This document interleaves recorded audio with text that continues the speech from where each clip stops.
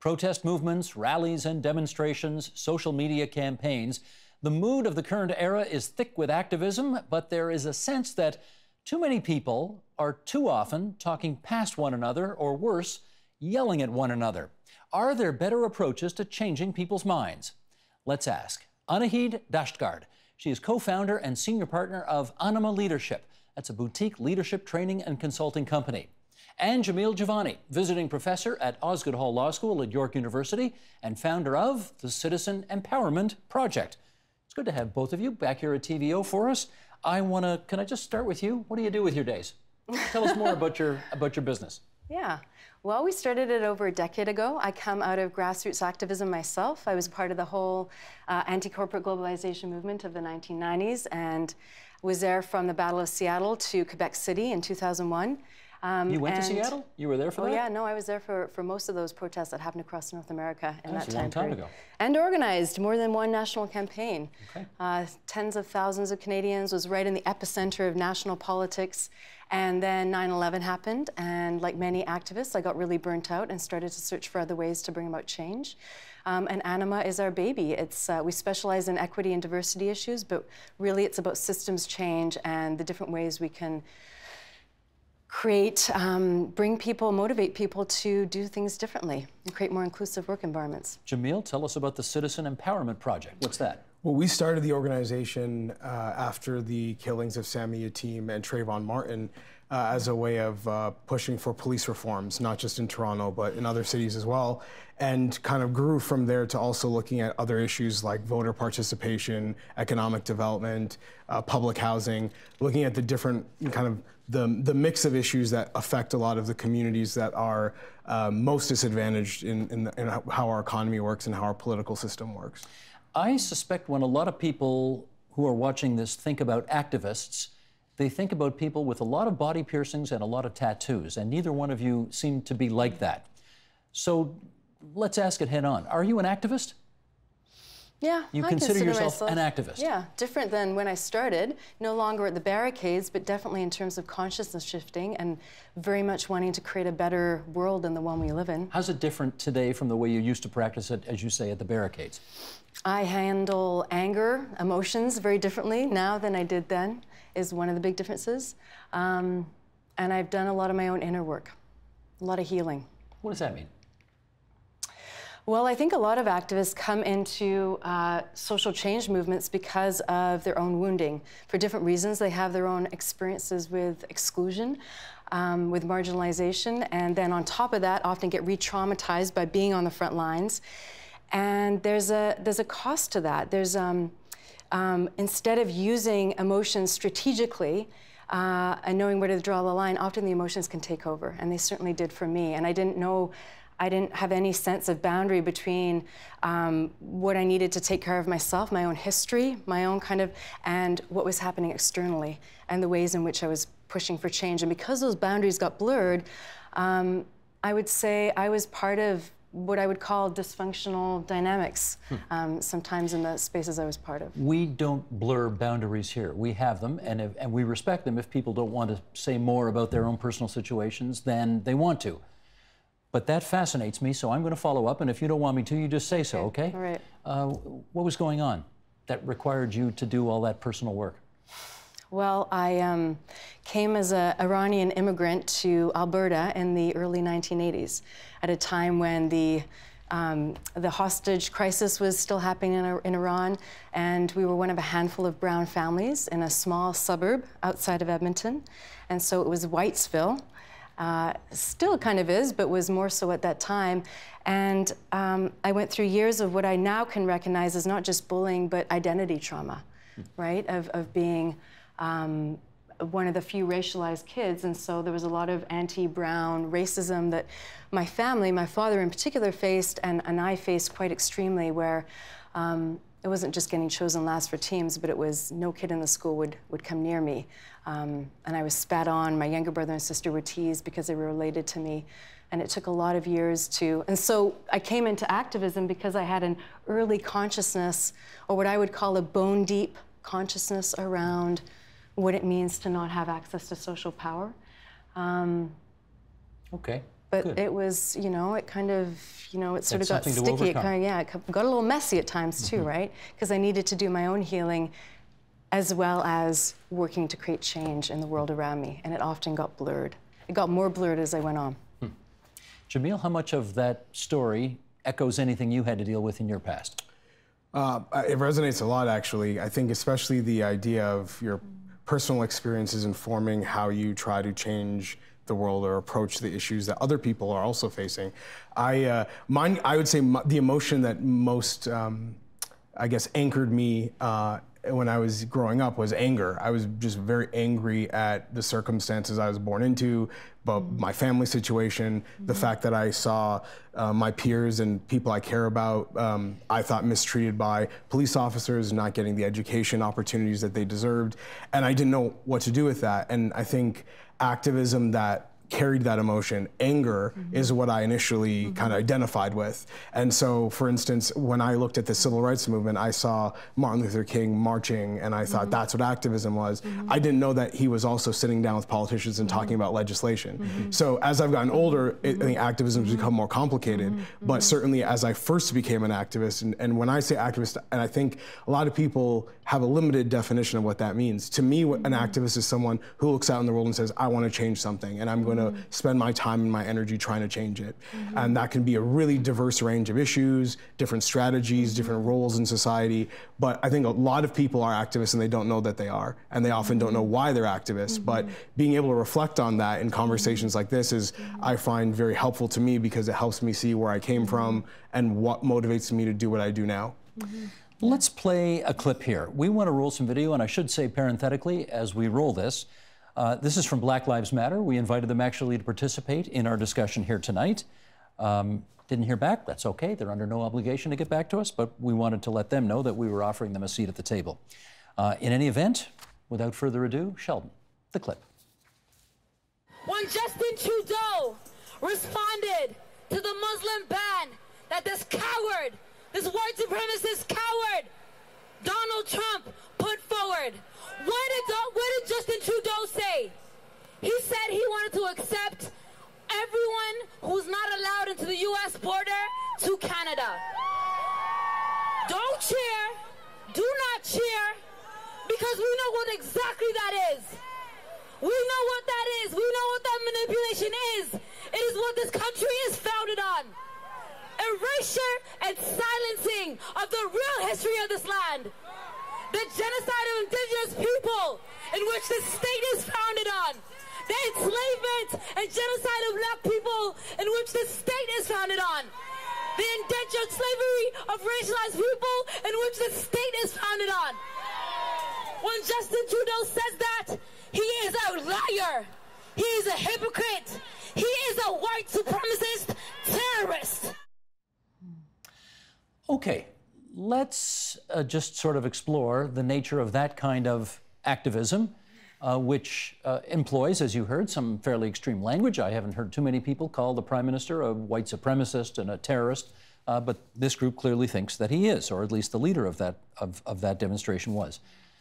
Naheed, how effective do you think that kind of demonstration is in terms of influencing an agenda, making change, winning hearts, influencing people? Yeah.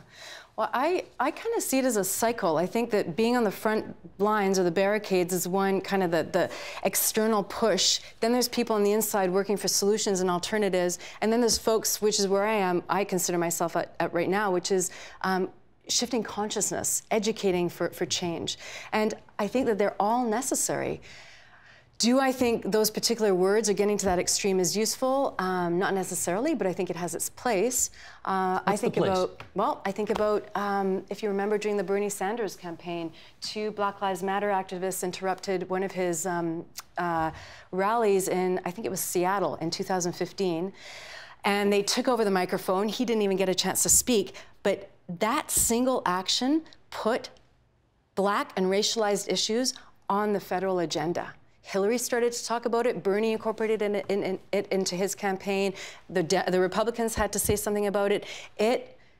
So do you see if that... It moved the yardstick. It moved the yardstick. And if they hadn't pushed, if they hadn't been that vocal, if they hadn't taken over the microphone, and it was a year anniversary to Michael Brown's death, The man that was, again, a murder by the police for very little to no provocation by a young black man.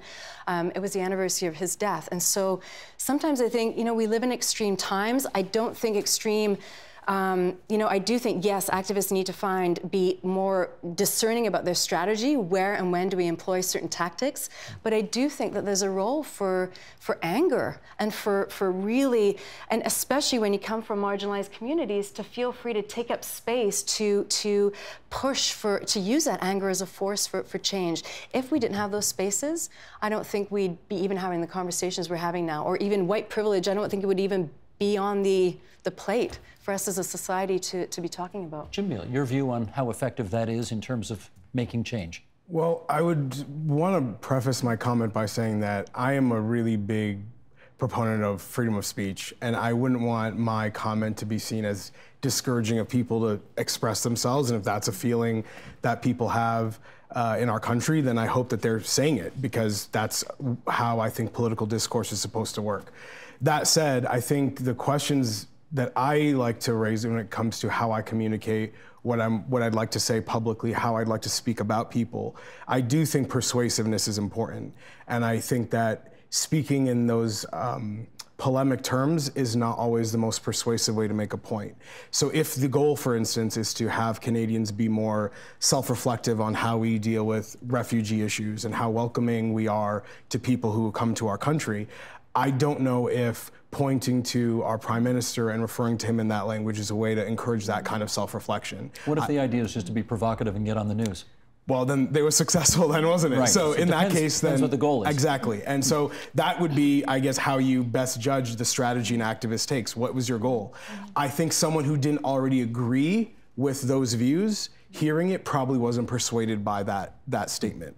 But there are people who that might resonate with, and if the goal is to reach them and get them excited and rallied up, which is often what a lot of activists do, is preaching to the choir and wanting their base or the folks who already agree with them to be more enthusiastic, then maybe that was the goal, and if so, maybe it was successful. Well, but one wonders whether the converse is also potentially true, namely that performance not only may not have won any hearts and minds, but it may have in fact alienated and pushed away potential allies because of the language and nature of the demonstration itself.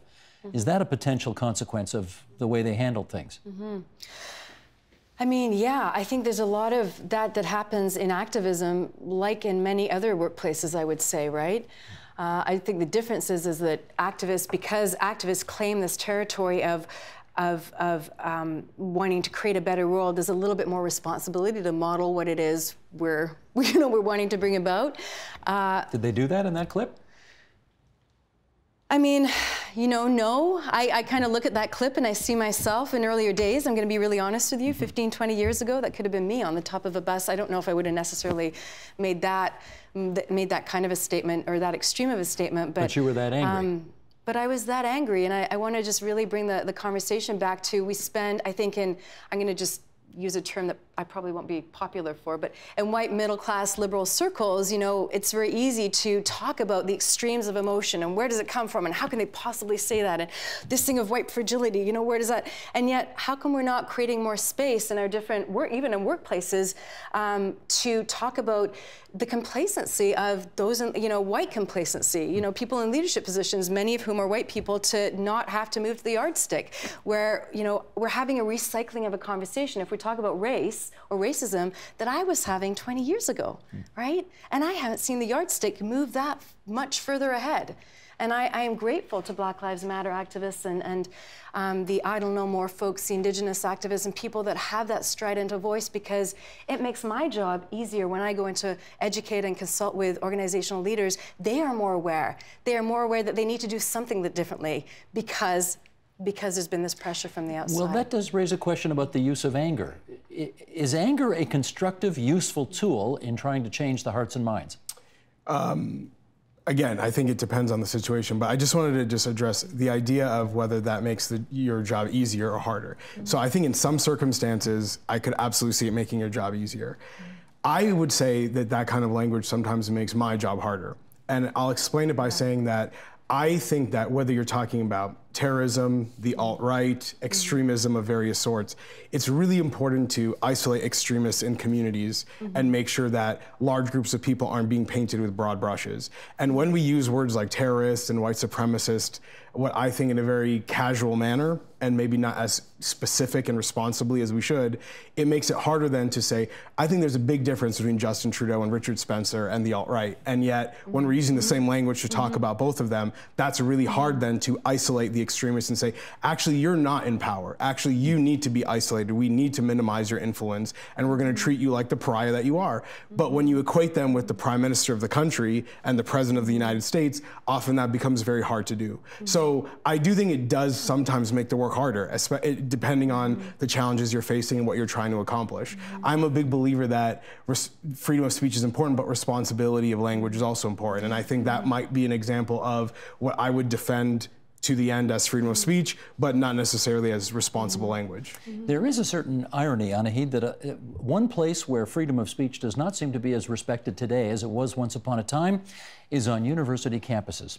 There are people invited, and we may not like their views, but the views, you know, are, in most cases anyway, legal, who come to universities. They're either shouted down, they're either disinvited by administrations who are fearful of what the response will be from sponsors, from students, from underwriters, and so on and so forth.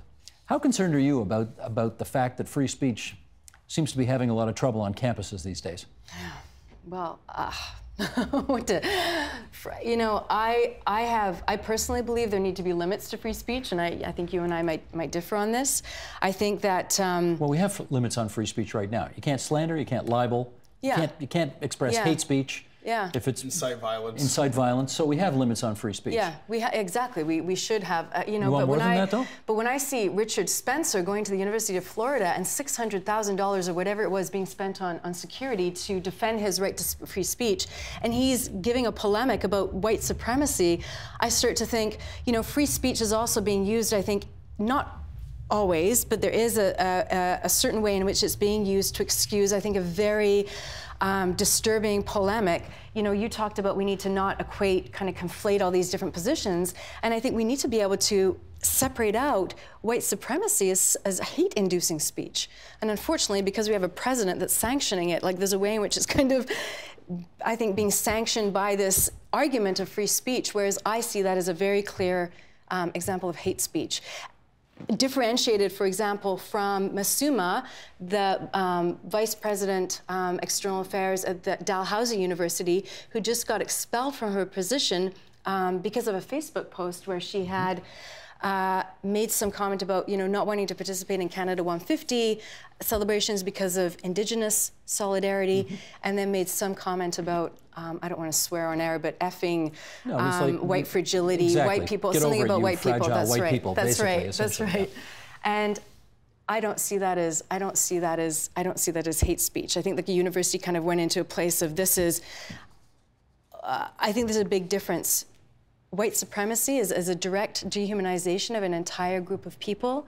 Her comment was a reference to what is present in academic circles, which is a very real reference to white fragility, how often a lack of understanding about racial issues among a certain racialized, you know, if we're talking about white people, and she was referencing that it was a shorthand.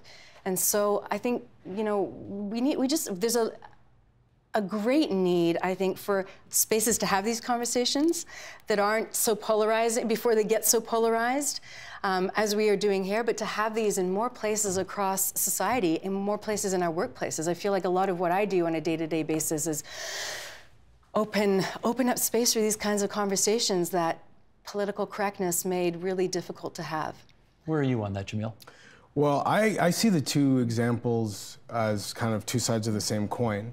I don't like the idea of any group of people thinking they have the authority to decide what constitutes speech that's worth sharing and what's not, because I can see it being that is an authority that can be very easily abused in various situations. So I would like for there to be a university campus where if a white supremacist wants to do a speech, that person comes and people who want to hear it are welcome to hear it. and then another person who wants to talk about white fragility can come do a speech, and whoever wants to hear it can hear it. And I believe that in the marketplace of ideas, those things will compete. And I have enough faith that there are activists who are persuasive and are committed to getting the right messages across, that we will make sure that the right ideas win the day. So the antidote to bad offensive speech is better speech. Yes, again, we pointed out there are limits to free speech, and most of the ones, I would say all of them in Canadian jurisprudence I agree with. But when it comes to the content of speech and what's considered hateful or what's considered not, I think that we have to be very careful with how we claim the authority of distinguishing one from the other, because I think that can very easily get out of hand. And that scares me more than anything, is there being a group of people who say to activists, there are some ideas that you're allowed to say and there are some you're not. There are some policy changes you can talk about and some you can't. I want us to all compete. Let's all compete for the future, because I believe that the right people will win the day. But so my question to you would be, I mean, in a society where racism is alive and well, who makes a judgment call on what those limits are? You know, I think about, would the University of Florida, or really any university, spend that amount of money on security for Black Lives Matter activists coming to talk on their campus?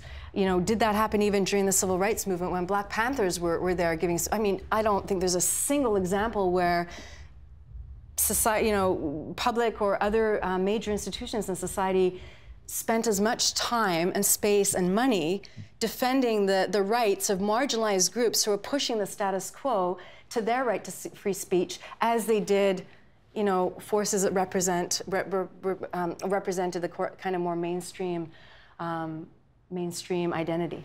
Yeah, I think that's an excellent point. And if there are specific examples where a university is not spending their money where there's equally legitimate security concerns, then I would take that side of, you should be spending this money equally for different causes. I definitely would not say some causes or people or issues deserve security more than others. What I will say, though, is part of why you haven't seen that is because I do believe there's an ideological bend to how a lot of university campuses operate. And that if you look at the average professor at a Canadian university, you're going to hear ideas that I think are more similar to what a Black Lives Matter activist would say than what Richard Spencer was saying in Florida. I mean, that's a generalization, but I think that's generally would hold up to be true. And I think that's partially why you find that there are more security threats for people who are saying something very different from what the average faculty is going to be teaching in their classrooms or recommending in their syllabi for students to read. For good reason, I think. I think it's a good thing that we don't have a lot of white supremacist professors asking people to read Richard Spencer articles. But I think the reason why he's deemed, or I would say, demonstrations against his presence on campus, or Ann Coulter's, or a variety of other, you know, kind of divisive figures, I think the reason why there's security needs is because universities aren't necessarily used to having people who speak that way on their campus. Yeah. Well, I mean, I guess where I come down on it around is as long as we have spaces where white supremacy has been giving increasing amounts of space, which it is, I have a lot of, you know, I give a lot of, I hold a lot of space for the video that we just saw and for that kind of language. Not that I think there's a need for holding conversations and what I would call more of the middle ground. But I think if we didn't have a balancing polemic, most of the mainstream of society gets pulled by the extremes. No, I get you. And if we didn't have that voice, I think to be pulled by the extreme of white supremacy and the voices that are coming up there would be very dangerous. But I do want to get a better handle on, given that you two are activists, you are self-proclaimed activists still to this day. You maybe don't do it the way you did it in Seattle a generation ago, but okay, you've got new techniques now. What in your view is the best way to convince somebody to a point of view that they may be resistant to embracing? Yeah. Want to give me an idea on that? Well, in a word, compassion. I think it's the oldest trick in the book and the hardest to find in myself, even if it's just a drop of what the other person's experience might be. That's a bit out of the Jagmeet Singh playbook, isn't it? Remember, he got attacked in the midst of his leadership campaign, and he said, let's just love him to bits. Well, yeah, I guess in a way it is. And it's the hardest work. And I think that there's more of us that need to be building our empathy muscles. And I use the word muscle deliberately because it is a muscle. And just speaking for myself personally, being able to use that muscle has taken a lot of, I talked about trauma, childhood trauma, but has taken a lot of going beneath I would sort of call it the ubiquitous emotion of anger, which is for many, many years the only emotion that I had access to, and being able to get to some of the other feelings, to develop some more emotional fluidity. And because of that, I feel like I have more ability to hold space for other people in the room. We are, I mean, the criticism you hear all the time today is that we are all existing in our own echo chambers. We only want to watch the television that confirms our preconceived biases about issues. We don't apparently want to listen to anybody else's point of view, and even if they have good evidence on their side, we're not interested in evidence, we only care about how we feel. Okay, that's the premise. So my question is, what do we do? What's the best way to convince people to entertain a different point of view that they may be resistant to embracing? Yeah, well, I think what I found to be really important, I'm going to highlight kind of two things. So first is education. So there is a natural echo chamber I think people have on their social media accounts, the media they consume, et cetera, absolutely. But I think in order to be educated on a topic requires you to step out of your comfort zone and learn something new. And depending on the issue you're looking at and who you're trying to reach, the people in power you're trying to reach, or at the grassroots you're trying to mobilize people, educating them on the issues, educating them on the different options for how the world could look different, how that might be a better reality for your country, your city, your community. That's a big strategy I've taken. That's why I teach, because I believe education works, and I've dedicated my life to it up to this point. The second thing that I would talk about is finding common reference points. The reason why it upsets me when I hear people trash our country as if it is a uniform negative, or focusing on just the negative aspects of our history, is because I think it dismisses some useful tools we have that can be helpful. Our charter, for example, is a common language that we can use to communicate with people about the values we have as a country and ask ourselves, are we actually living up to these ideals? I mentioned Section 2 and freedom of speech as one, but there are many social issues that are reflected in the charter. And we can say, does racially profiling people actually reflect the values of our country? Does having people live in abject poverty with very little opportunity for social mobility reflect the values of our country? Because we actually wrote our values down and said, this is what we're going to live up to. And when I think that is why being part of a country is important, having laws, common language, common ideas, things that we can say either symbolically or practically we share. And now let's talk about how we actually live up to these things. That is something that is often lost when you are only focusing on the negatives of how our country works. Because thankfully there are some positive things we've developed in history, and some of those things are tools that can help us work together. It's why the experiences of someone in Yellowknife matter to me. The reason why what's happening in Vancouver matters to me, and Halifax matters to me. When I hear about inequality there, I know they're using the same tools, they live in the same legal system, they're part of the same nation I am in. And that's a really important part of achieving the empathy, I think, that we're trying to get as activists, where we're saying disadvantaged, voiceless people need others to care about them. But if we're not even using the same tools to communicate, I don't know how we get that empathy. Yeah.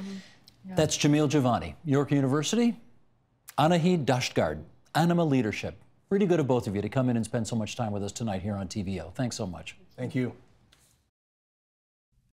Help TVO create a better world through the power of learning. Visit TVO.org and make a tax-deductible donation today.